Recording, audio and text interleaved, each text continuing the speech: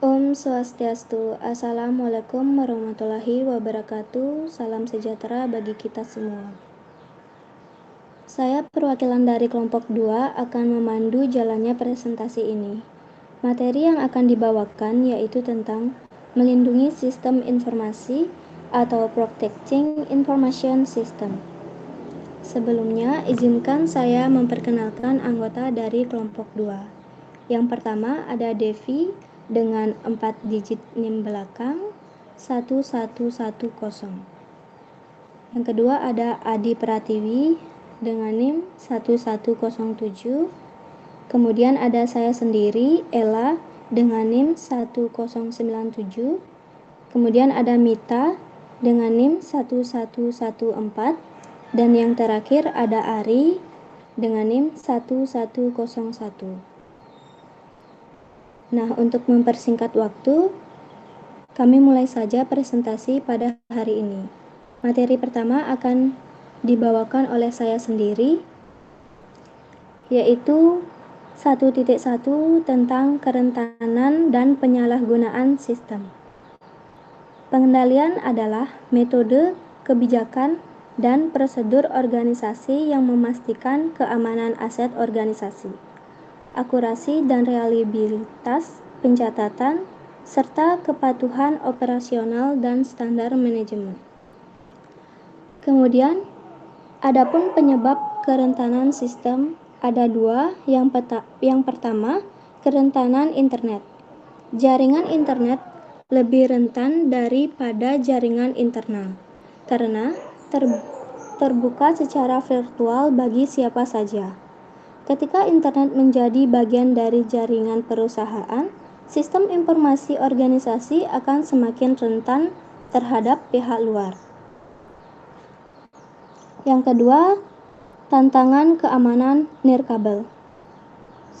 Seorang penyusup yang telah terhubung dengan sebuah titik akses menggunakan SSID yang benar mampu mengakses berbagai sumber dalam jaringan nirkabel. Next. Selanjutnya ada perangkat lunak berbahaya atau virus, worm, Trojan horse, dan spyware. Virus komputer adalah sebuah program perangkat lunak berbahaya yang mengikatkan dirinya pada program perangkat lunak lain atau arsip data yang akan dijalankan, biasanya tanpa sepengetahuan dan seizin penggunanya. Kemudian ada peretas dan kejahatan komputer. Di sini ada 6 bagian. Yang pertama, spoofing dan sniffing. Hal yang termasuk spoofing diantaranya adalah mengarahkan tautan web ke sebuah alamat yang berbeda, yaitu yang dituju, dengan adanya penyamaran situs dari tujuan yang diinginkan. Kemudian sniffing adalah sebuah program penyadapan yang memantau informasi melalui sebuah jaringan. Selanjutnya yang kedua ada serangan denial if served. Dalam sebuah serangan ini, peretas membanjiri server dan server web dengan ribuan layanan komunikasi atau permintaan palsu untuk mengacaukan jaringan. Yang ketiga, kejahatan komputer. Sebagai kegiatan peretas adalah tindakan pidana dan kerentanan sistem yang telah dideskripsikan menjadi target dari bentuk kegiatan komputer. Kemudian yang keempat, pencurian identitas. Pencurian identitas adalah sebuah kejahatan di mana seorang penipu memperoleh sebuah informasi penting personal, seperti nomor identifikasi jaminan sosial, nomor SIM, atau nomor kartu kredit untuk menipu orang lain. Selanjutnya yang kelima, click fraud. Click fraud terjadi ketika program individu atau perusahaan secara curang mengklik iklan online dan tanpa adanya niatan untuk mempelajari lebih jauh iklan tersebut atau melakukan pembelian. Dan yang terakhir, ada ancaman global.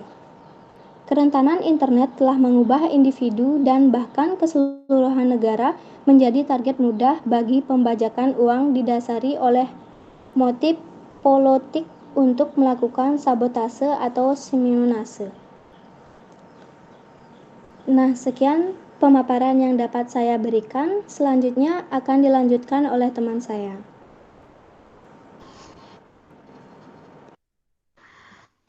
Selanjutnya yaitu ancaman internal atau ancaman yang berasal dari karyawan. Para karyawan memiliki akses menuju informasi rahasia dan dengan lemahnya prosedur keamanan internal, mereka biasanya dapat menjelajah keseluruhan sistem organisasi tanpa meninggalkan jejak.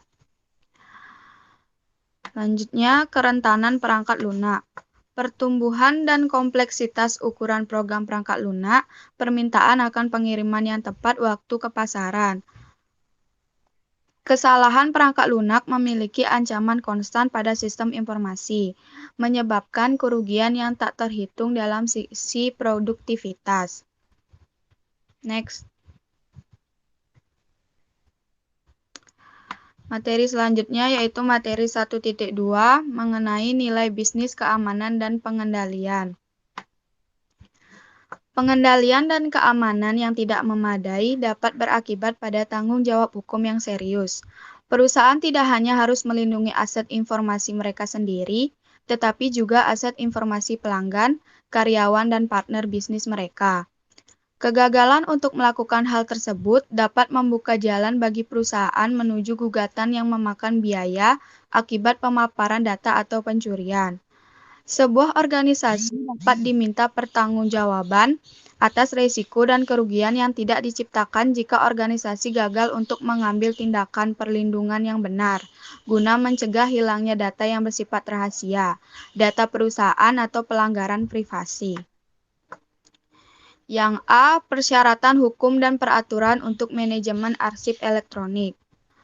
Peraturan terbaru pemerintah Amerika Serikat memaksa perusahaan untuk memperhatikan keamanan dan pengendalian lebih serius dengan mewajibkan mereka untuk melindungi data dari penyalahgunaan, pemaparan, dan akses tidak sah.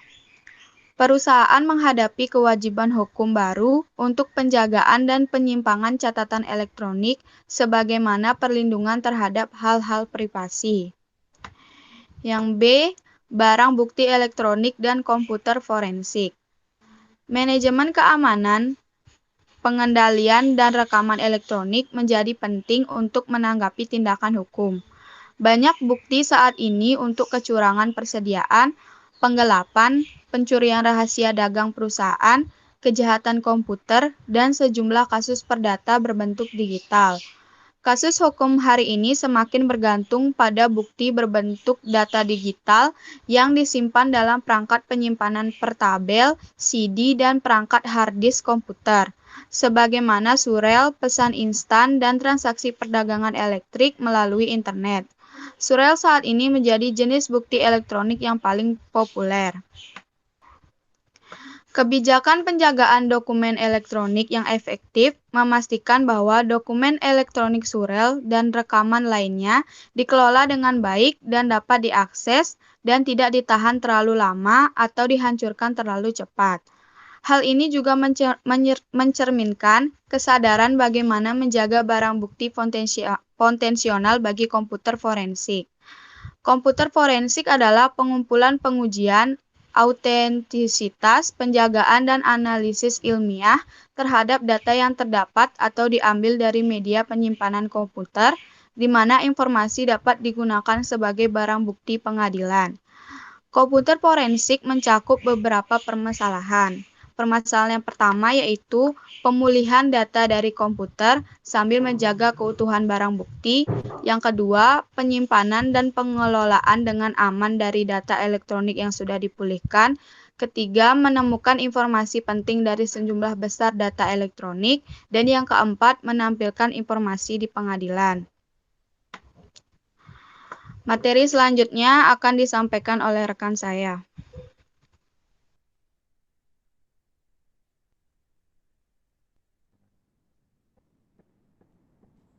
Baik, terima kasih atas waktunya. Di sini saya akan melanjutkan materi mengenai membangun kerangka kerja untuk pengamanan dan pengendalian. Walaupun dilengkapi dengan peralatan keamanan yang terbaik, sistem informasi tidak akan andal dan aman kecuali jika tahu bagaimana dan di mana menempatkannya. Kita harus tahu di mana komputer berisiko dan kendali apa yang harus ditempatkan untuk melindungi sistem informasi. Kita juga perlu mengembangkan kebijakan keamanan dan rancangan untuk menjaga bisnis agar tetap berjalan seandainya sistem informasi tidak bekerja. Next. Yang pertama yaitu pengendalian sistem informasi. Pengendalian sistem informasi, baik manual maupun otomatis, terdiri atas kendali umum dan aplikasi.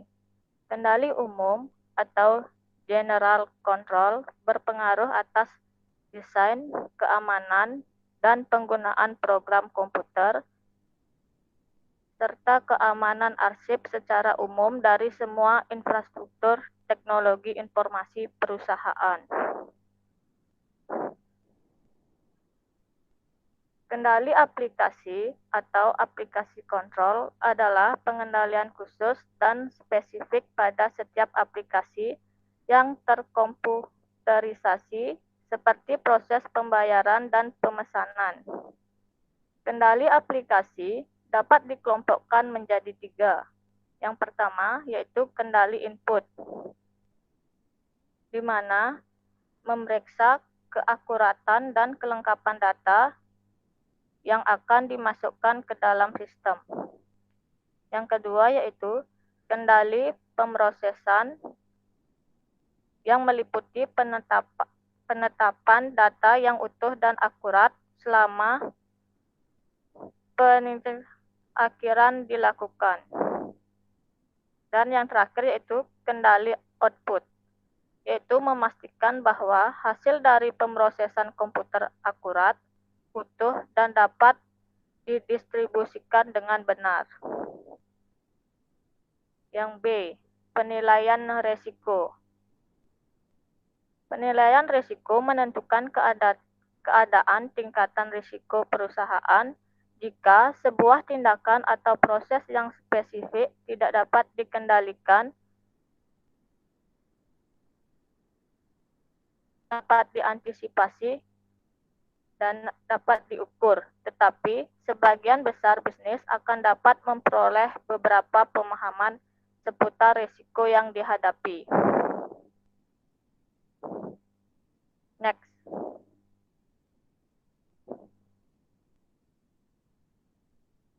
Yang C yaitu kebijakan keamanan. Kebijakan keamanan atau security policy terdiri atas pernyataan peringkat risiko informasi, mengidentifikasi tujuan keamanan yang dapat diterima, dan mengidentifikasi mekanisme untuk mencapai tujuan tersebut. Kebijakan keamanan mendorong kebijakan lainnya dalam menentukan penggunaan sumber daya informasi perusahaan yang dapat diterima dan siapa saja anggota perusahaan yang memperoleh akses kepada aset informasi.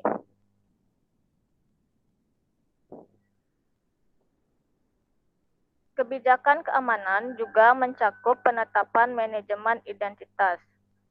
Manajemen identitas terdiri atas proses bisnis dan peralatan perangkat lunak untuk mengidentifikasi pengguna yang sah pada sistem dan mengendalikan akses mereka terhadap sumber daya sistem. Baik, sekian pemaparan materi dari saya. Selanjutnya akan dilanjutkan oleh rekan saya. Terima kasih. Baik, terima kasih atas waktunya. Jadi di sini saya akan melanjutkan materi D mengenai perencanaan pemulihan bencana dan perencanaan kesinambungan bisnis. Perencanaan pemulihan bencana adalah sebuah alat merancang rencana untuk merestorasi komputasi dan layanan komunikasi setelah perusahaan mengalami gangguan. Perencanaan pemulihan bencana memiliki fokus utama pada masalah teknis dalam hal menjaga dan membuat sistem tepat berjalan seperti arsip manakah yang harus dibuatkan cadangan dan memelihara sistem komputer cadangan atau layanan pemulihan bencana. Perencanaan kesinambungan bisnis memiliki fokus pada bagaimana perusahaan mengembalikan operasional bisnis setelah terjadinya bencana. Perencanaan kesinambungan bisnis mengidentifikasi proses bisnis yang utama dan menetapkan rencana tindakan untuk mengendalikan fungsi-fungsi penting saat sistem tidak bekerja. Maka dari itu, manajer bisnis dan spesialis teknologi informasi perlu bekerja sama dalam merancang kedua jenis perencanaan tersebut untuk menentukan sistem dan proses bisnis yang paling penting bagi perusahaan. Selanjutnya, materi E mengenai peran auditing. Audit sistem informasi manajemen memeriksa lingkungan keamanan keseluruhan perusahaan sebagaimana mengendalikan pengaturan sistem informasi individu. Auditor sebaiknya menelusuri aliran beberapa transaksi pada sistem dan melakukan pengujian menggunakan jika sesuai perangkat audit otomatis. Audit sistem informasi manajemen juga memeriksa kualitas data.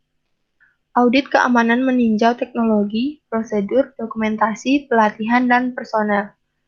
Sebuah audit yang teliti bahkan akan menyimulasikan sebuah serangan atau bencana untuk menguji respon teknologi, staf sistem informasi, dan karyawan bisnis. Materi selanjutnya yaitu 1.4 mengenai teknologi dan sarana untuk melindungi sumber-sumber informasi. Bisnis memiliki sebuah kesatuan teknologi yang melindungi sumber-sumber informasi mereka. Kesatuan tersebut mencakup peralatan untuk mengelola identitas pengguna, mencegah akses tidak sah menuju sistem dan data, memastikan ketersediaan sistem, serta memastikan perangkat lunak. Selanjutnya materi A yaitu manajemen identitas dan autentisitas. Untuk memperoleh akses pada sistem, seorang pengguna harus diberi izin dan konfirmasi. Autentisitas mengacu pada kemampuan untuk mengetahui apakah seorang pengguna adalah seperti yang diakuinya. Autentisitas biasanya dibuktikan dengan kata sandi yang hanya diketahui oleh pengguna yang berwenang. Teknologi autentisitas baru seperti token, kartu pintar, dan autentisitas biometrik mengatasi beberapa permasalahan tersebut. Yang pertama, token adalah perangkat fisik mirip dengan kartu identitas yang dirancang untuk menjamin identitas pengguna tunggal. Token merupakan gadget kecil yang umumnya sesuai dengan gantungan kunci dan menampilkan kode sandi yang berubah berulang-ulang. Yang kedua adalah kartu pintar, merupakan sebuah perangkat seukuran kartu kredit yang memuat sebuah chip yang telah diformat dengan informasi izin akses dan data lainnya.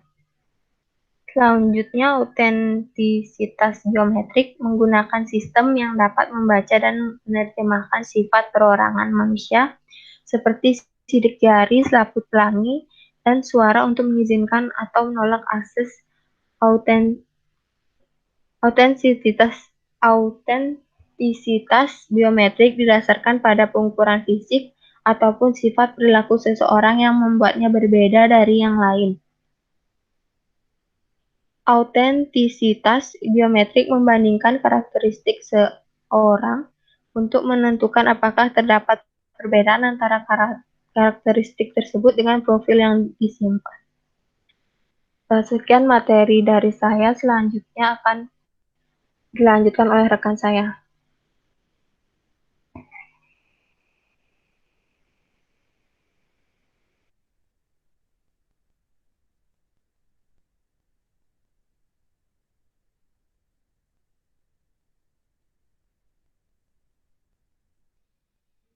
Terima kasih atas waktunya. Di sini saya akan menjelaskan firewall, sistem deteksi gangguan, dan perangkat lunak antivirus. Firewall mencegah pengguna tidak berwenang dari mengakses jaringan privat. Firewall merupakan sebuah kombinasi dari perangkat keras dan perangkat lunak yang mengendalikan aliran masuk dan keluar lalu lintas jaringan. Biasanya, firewall ditempatkan antara jaringan internal dan privat milik organisasi dan jaringan eksternal yang tidak dipercaya seperti internet. Walaupun firewall juga digunakan untuk melindungi salah satu bagian jaringan perusahaan dan sisa jaringan lainnya. Firewall mengidentifikasi nama, alamat IP, aplikasi, dan karakteristik lainnya dari lalu lintas yang masuk. Firewall memeriksa informasi tersebut terhadap peraturan pengaksesan yang telah diprogram ke dalam sistem oleh administrator jaringan. Next. Selanjutnya, bagian C yaitu melindungi jaringan nirkabel. Standar keamanan pertama yang dikembangkan oleh Wi-Fi yang disebut Wire Equivalent Privacy atau WEP tidak begitu efektif dikarenakan kunci enkripsinya yang relatif mudah untuk dipecahkan. Namun, WEP memberikan beberapa kebebasan pada keamanannya jika pengguna ingat untuk mengaktifkannya.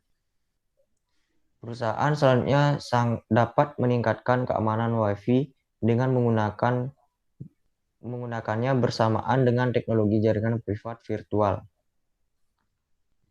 Yang keempat, bagian D ada enkripsi dan kunci infrastruktur publik. Enkripsi merupakan proses transaksi teks dan data biasa menjadi teks dan data tersandi yang tidak dapat dibaca oleh siapapun kecuali pengirim dan penerima yang dituju. Data enkripsi dengan menggunakan kode numerik rahasia, yaitu disebut kunci enkripsi, yang mengubah data biasa menjadi teks bersandi. Pesan yang dikirimkan harus dideskripsi oleh penerima. Dua metode untuk melakukan enkripsi lalu lintas jaringan pada web adalah SSL dan HTTP. Next. Yang kelima yaitu bagian E, menjaga ketersediaan sistem. Ketika perusahaan banyak menggantungkan pendapatan dan operasionalnya pada pengangguran jaringan digital, mereka perlu mengambil langkah tambahan untuk memastikan bahwa sistem dan aplikasi mereka selalu tersedia. Perusahaan yang bergerak pada industri penerbangan atau layanan keuangan dengan aplikasi yang penting yang mengharuskan proses transaksi online telah menggunakan sistem komputer fault tolerant selama bertahun-tahun untuk memastikan 100% ketersediaan.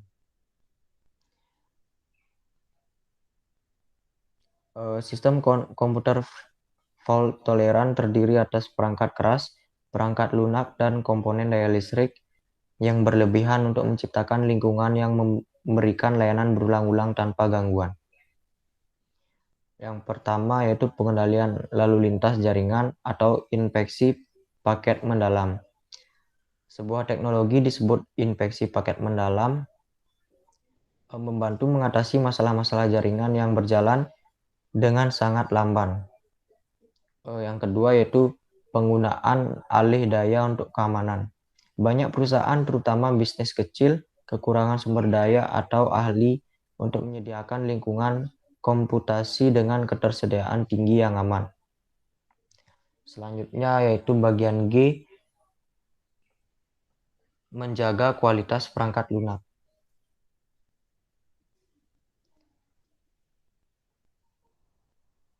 Sebagai tambahan untuk mengimplementasikan keefektifan keamanan dan mengendalikan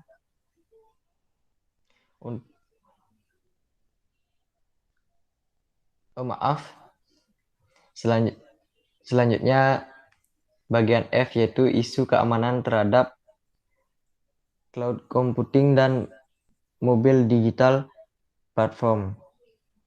Yang pertama ada keamanan dalam cloud computing. Ketika kegiatan pemrosesan terjadi dalam cloud computing, akuntabilitas dan tanggung jawab untuk perlindungan data sensitif masih berada pada perusahaan yang memiliki data tersebut. Cloud computing sangat terdistribusi. Aplikasi cloud computing berada pada pusat dan data server yang sangat jauh yang menyediakan layanan bisnis dan manajemen data untuk banyak klien korporasi. Sifat cloud computing yang berpencar-pencar membuatnya sulit untuk melacak aktivitas-aktivitas tidak sah. Penggunaan layanan cloud computing perlu menginformasikan di mana data mereka disimpan dan dilindungi pada tingkat seperti apa untuk memenuhi persyaratan perusahaan mereka. Yang kedua yaitu mengamankan mobil digital platform.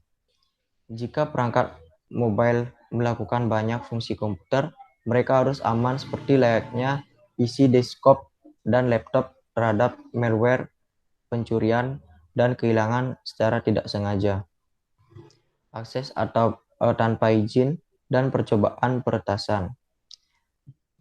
Perangkat mobile yang mengakses sistem dan data komputer membutuhkan perlindungan khusus. Perusahaan sebaiknya memastikan bahwa kebijakan keamanan perusahaan termasuk perangkat mobile dengan detail tambahan bagaimana perangkat mobile didukung, dilindungi, dan digunakan. Perusahaan sebaiknya mengenkripsi komunikasi jika memungkinkan.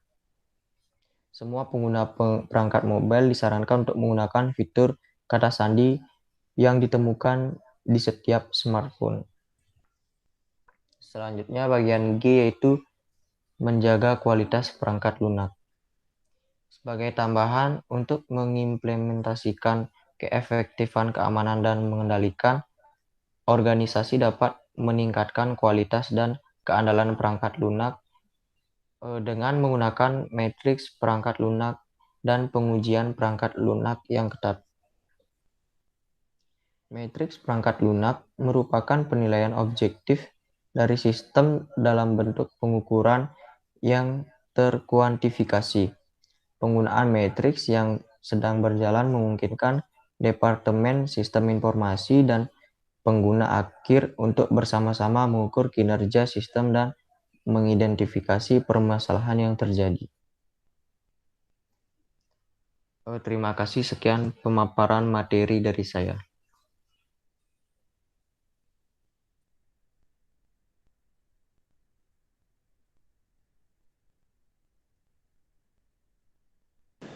Nah, karena pemaparan materi sudah selesai, saya tutup presentasi dengan Parama Santi. Om Santi, Santi, Santi Om. Wassalamualaikum warahmatullahi wabarakatuh.